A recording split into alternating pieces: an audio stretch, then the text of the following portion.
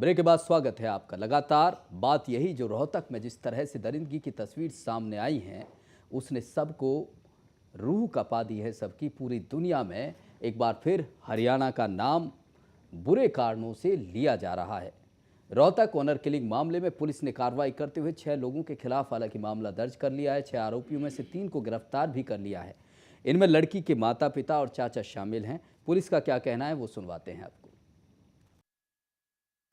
Case में 3 लोगों को गिरफ्तार किया है, जिसमें जो लड़की है उसके फादर, उसके अंकल रविंदर और मदर रीटा, तीनों को हमने उसको गिरफ्तार किया है। आज कोर्ट से उसका पुलिस रिमांड लेंगे। दोस्त का फ़ोन करवा कर इनको बादोगढ़ बुला लिया और गांव में लाके इसको इस घटना को अंजाम दिया। पुलिस ने कार्रवाई की है। इस मामले में बाकायदा मामला दर्ज किया, 6 लोगों के खिलाफ 3 को गिरफ्तार किया है और उनको जल्द गिरफ्तार करने का दावा कर रही है। लेकिन सवाल बड़ा ये कि जो सोसाइटी जिसकी हम बात कर रहे हैं, जिस तरक्की की हम बात कर रहे हैं, जिस देश की हम बात कर रहे हैं, 21वीं सदी की बात कर रहे हैं, उसमें इस तरह की बेरहमी से कत्ल को क्या इजाज़त है? लगातार हमारे साथ एक खास पैनल मौजूद है। जाट नेता भगत सिंह दलाल हमारे साथ मौजूद है। दलाल साहब कहते हैं कि परंपराएं जो हैं उनका निर्वाह नहीं हो रहा है, कानून अपनी जगह है। लेकिन दलाल साहब, दोनों स्थिति कैसे रह सकती हैं? परंपराएं भी आप चलाएं, फिर कहते हैं कि कानून परंपराओं को रखना ज़रूरी है, लेकिन कानून ये इजाज़त नहीं देता है कि परंपराओं के नाम पर आप कत्लेआम कर दें, इस तरह से बेरहमी से हत्याएं कर दें। और आप कहते हैं कि कानून की जो स्थिति है वो कहीं ना कहीं स्पष्ट नहीं है। देखिए, हमारे देश के अंदर जो भी कानून है उसके अंतर्गत अगर समाज के हिसाब से कुछ कानून नहीं बनेंगे, जैसा कि हमारी पीछे मांग भी रही है कि इसको कानून बनाया जाए कि एक गोत्र में शादी नहीं होगी और एक गांव में शादी नहीं होगी, क्योंकि गांव का जो रहन सहन है वो अलग तरीके का है, शहरों में अलग है और गांव में अलग है। और हमारा देश जो है वो 70 से 80% गाँव में बसता है। वहाँ की अपनी अपनी परंपराएं, अपने अपने त्यौहार तीज हैं और वो उन परंपराओं को लेके आगे बढ़ते हैं। उनके हिसाब से कम जो ये सभी जानते हैं कि किसी भी आप जाति में चले जाइए, वहाँ पे कुछ नियम बनाए हुए समाज ने, उन नियमों को सभी पालन करते हैं। अगर कहीं पे समाज के नियम टूटेंगे तो समाज अपने यहाँ समाज के नियम टूट गए और इसलिए कत्ल कर दिया। देखिए समाज का नियम टूटा है, ये तो पक्की बात है, क्योंकि एक गोत्र में शादी करना और हम तो कहते हैं कि एक गांव में शादी करना। हम यहाँ देश का जो संविधान है, जो एक कानून है, उसके तहत पूरा देश चल रहा है, वो कानून टूटा। बेगुनाह लोगों को, बेगुनाह जो लड़का लड़की थे, बड़ी निर्ममता से उनकी हत्या की, उसका क्या? नहीं, देखिए, ये तो मैंने पहले ही कहा कि हत्या किसी की कर देना या किसी के खिलाफ हिंसा करना, उसके तो हम शुरू से ही खिलाफ हैं, ऐसा नहीं करना चाहिए। लेकिन जब ये नौबत क्यों आती है? ये नौबत जो माँ बाप अपने बच्चों को इतना बड़ा होने तक उनको पालते हैं, खिलाते हैं, क्या इसलिए थोड़ी कि उनकी हत्या कर दी जाए? लेकिन कोई ना कोई तो ऐसी नौबत उनके सामने आती है कि जो अपने जान से प्यारे टुकड़े को वो मार देते हैं। और मारने के पीछे क्या कारण है वो आज तक नहीं खोजा गया। सिर्फ हम यहाँ पे जब कोई ऐसी बात होती है उस पर चर्चा कर लेते हैं और उसकी इतिश्री हो जाती है। लेकिन ये जब तक हमारे समाज के अंदर इस बुराई के जड़ को नहीं ढूंढा जाएगा, तब तक ऐसी चीजें होती रहेंगी। और मैं ये कहना चाहता हूँ कि जब तक इसका प्रॉपर तरीके से कोई जन जागरण नहीं चला, जड़ बता दीजिए आप, जड़ क्या है? देखिए, जड़ यही है कि हमारे समाज का ताना बाना कुछ और है और कानून कुछ और कहता है। जब हमारा ताने बाने के हिसाब से कानून बनाना चाहिए, जब कानून हमारे ताने बाने के हिसाब से बनेगा तो ये चीज़ें नहीं होंगी। क्योंकि आज जब किसी माँ बाप को लगता है कि हमारे बच्चे हमारी बदनामी का कारण बन रहे हैं, तो उनमें इतना आक्रोश हो जाता है कि वो अपने ही पाले हुए बच्चे की हत्या करने में मजबूर हो जाते हैं। जबकि ऐसा कोई नहीं कर सकता जिन्होंने इतने समय तक बच्चों को पाला हो, और वो भी सिर्फ इस बात के लिए हत्या कर दी जाए कि बच्चा शादी करना चाहता है। लेकिन और जबकि माँ बाप अपने ही बच्चों की खूब धूमधाम से शादियां करते हैं। पूनम भटनागर जी भी मशहूर समाज सेवी हमारे साथ मौजूद हैं। पूनम जी, आप मानती हैं कि क्या सच में बच्चे इस कदर माँ बाप को, इस कदर गाँव वाले को, इस कदर समाज को मजबूर कर देते हैं कि उनकी इस तरह से नृशंस हत्या कर दी जाए, गर्दन काट दी जाए, जिंदा जला दिया जाए?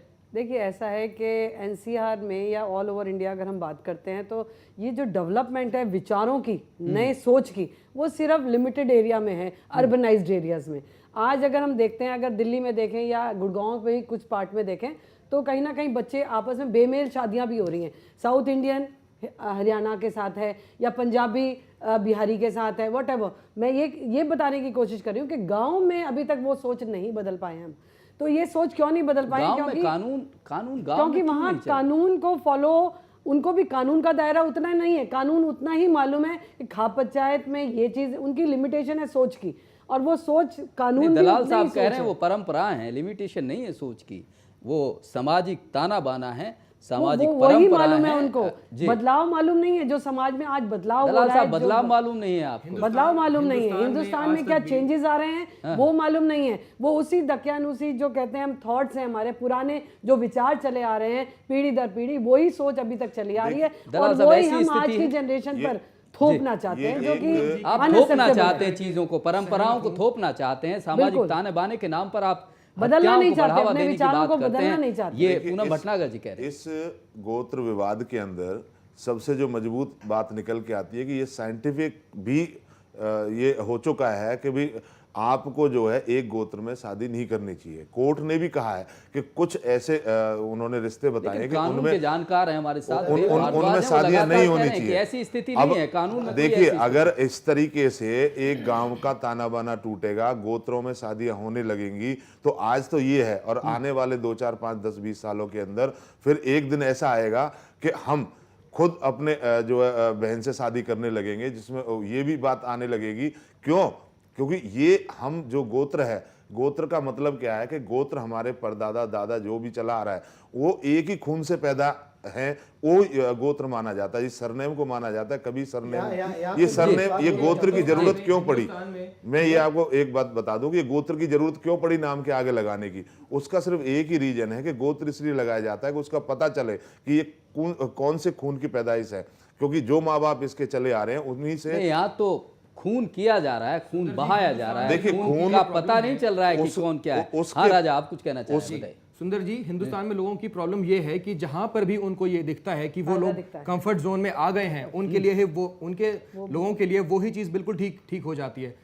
पूनम जी की बात से मैं पूरी तरीके से सहमत हूं, और मैं उसके ऊपर सिर्फ इस बात को जोड़ना चाहूँगा कि जहाँ पर हम लोग उन्नति की बात करते हैं, तरक्की की बातें करते हैं, अपने विचारों के ग्रोथ की बात मतलब जो है करते हैं, हम लोगों को उस चीज़ पर भी ध्यान यही देना चाहिए कि आज के दिन पे युवा है, पढ़ा लिखा वर्ग जो है वो गांव में नहीं है, शहरों में है। तो हम लोगों को इस बात को अपने दिमाग में बैठा लेना होगा कि युवा आज के दिन पे समझदार है और वो इतना इस चीज को समझता है। नहीं, विकास के मुद्दे यहाँ पे सुंदर, मैं आपको ये भी जोड़ना चाहूँगा कि ठीक है, आप विकास के मुद्दे बोल रहे हैं, चाहे वो आप गोत्र की बात कर रहे हैं, आप समाज की बात कर रहे हैं, आप किस समाज की बात कर रहे हैं? वही समाज जिसमें 5 साल की बच्ची के साथ रेप होता है, वही समाज जहाँ 85 साल के एक वृद्धा के साथ रेप होता है। कौन सा समाज जहाँ बाप अपने बेटी के साथ करता है वहाँ गोत्र नहीं आता? वहाँ क्यों नहीं उठ के जाते हैं गाँव वाले पूरे और उस बाप को उठा के इस तरह का कोई कत्ल देखने को मिलता है? क्यों नहीं वहां पे देखने को मिलता है? ये अगर ठीक है, मैं कत्ल जो होता है, कत्ल हुआ, ये पूरे कानून के खिलाफ है। आप कानून हाथ में नहीं ले सकते। आपने कानून हाथ में लिया है। अगर आप समाज का, अगर एक समाज का ढांचा है, हमारे समाज में ये भी एक जघन्य अपराध है कि आप किसी के साथ इस तरह से करें, चाहे बलात्कार के केस आए सामने, वहां पे एक साथ बहुत बड़ा सवाल उठाया है दलाल साहब, बहुत बड़ा सवाल है। जब इस तरह की स्थिति आती है तब गांव की जो मान्यता तोड़ने की बात करते हैं, तब वो गुस्सा कहाँ होता है आप लोगों का? देखिए, आज जो ये कत्ल हुआ, इस कत्ल के पीछे के कारणों को जब तक हम नहीं जानेंगे, नहीं ढूंढेंगे, तब तक ऐसी परिस्थितियां बनती रहेंगी। देश में कानून है, कानून ने अपना काम किया, उनको गिरफ्तार किया है, आगे उन पे केस चलेगा। लेकिन मूल में जो बात है कि हम अपने बच्चों को क्यों मार देते हैं, जिन्हें हम जान से ज्यादा प्यारे जो हमारे होते हैं, उनको हम क्यों मार देते हैं? ऐसी स्थिति क्यों आती है कि हम उनके जान, देखिए यहाँ पे कहीं कोई पंचायत नहीं हुई है, ये सिर्फ दोनों ही माँ बाप हैं, उधर से लड़के वाले हैं या लड़की वाले हैं। उनको इतना गुस्सा क्यों आया कि वो अपनी बेटी को मार दें, अपने बेटे को मार दें? इसके पीछे कारण वही है कि एक सामाजिक जो ताना बाना है, जहां वो रहते हैं, जो हमें पढ़ाया गया है, उस जो समझाया गया है, जो सिखाया गया है, उसके अनुसार अगर आप नहीं चलेंगे, जिस तरीके से हमारा कानून है, अगर आप कानून तोड़ेंगे तो आपको पुलिस पकड़ ले जाएगी। इसी तरीके से समाज के भी अपने कुछ नियम कानून है, अगर आप उनको तोड़ेंगे, उनकी बाउंड्रियों को तोड़ेंगे तो कहीं ना कहीं समाज में इसका फर्क आएगा और उसका नतीजा तो कुछ ना कुछ रजत समाज निकल के का आएगा। एक अलग कानून है और देश का एक अलग कानून है। देव भारद्वाज साहब, आप कुछ कह रहे थे। सोलंकी जी, कितने ये ऑनर किलिंग के केसेज हुए हैं और उनमें ऐसी एविडेंसेस निकल के आती हैं कि जो बच्चों के, लड़का या लड़की के जो माँ बाप होते हैं, उनकी कभी भी इच्छा नहीं होती उनको मारने के लिए, मगर कुछ so called people, so called panchayat sort of, वो इकट्ठे होते हैं, वो उन्हें इंस्टिगेट करते हैं और वो कहीं ना कहीं ये जघन्य अपराध को करने के लिए कई बार मजबूर हो जाते हैं और वो जो सो कॉल्ड जो ग्रुप है वो निकल जाता है उसमें से। अब इसी इशू को देख के लिए गवर्नमेंट ने एक बिल भी पेंडिंग है, 2011 में एक बिल आया है कि prohibition of unlawful assembly to prevent the alliance of matrimonial alliance, कि इस तरह कोई अगर शादी होती है, अगर इंटरकास्ट होती है, इंटर गोत्र होती है, इंटर रिलीजन होती है, तो वो जो लोग करते हैं उनकी जो मैट्रिमोनियल अलायंस है उनको उसमें किसी तरह की का कोई हर्डल कुछ लोग इकट्ठे होकर ना करें। गवर्नमेंट, बड़ी सरकार ने इस चीज़ को देखा है, डिफरेंट जजमेंट्स आए हैं कोर्ट्स के और में देखा गया है कि माँ बाप बच्चे को नहीं मारना चाहते मगर कुछ लोग इन्वेस्टिगेट करते हैं। और मैंने एक ऐसा केस भी किया था जिसमें माँ बाप बिल्कुल नहीं मारना चाहते थे, दूसरे लोगों ने मारा और मजबूरी में आके माँ बाप ने और अपने जो क्लोज रिलेटिव्स ने उन्होंने कहा हाँ जी हमने मारा है। ऐसे केसेस भी रिपोर्ट दलाल साहब, ये स्थिति है। माँ बाप जी, वोट बैंक भी है। यहाँ पे अगर आपने तो आपके पत्रकार गए होंगे, उन्होंने मालूम किया होगा, यहाँ कोई पंचायत नहीं हुई है, यहाँ पे कोई सो कॉल्ड जिस तरीके से वकील साहब पूरे कह रहे गांव हैं के ऐसे, सामने मारा है दलाल साहब। वही मारा गांव के सामने, लेकिन कभी उनको मारने में सिर्फ अभी जो FIR भी दर्ज हुई है वो सिर्फ उनके माँ बाप हैं। यहाँ पे ना कोई पंचायत है, ना कोई समाज है। नहीं दलाल साहब, उनके माँ बाप, सोच वही है। पूरा गांव खड़ा हुआ था जब दो लड़के लड़कियों को इतनी निर्ममता से मारा कि समाज को और हमें इंसान होने पर शर्म आती है।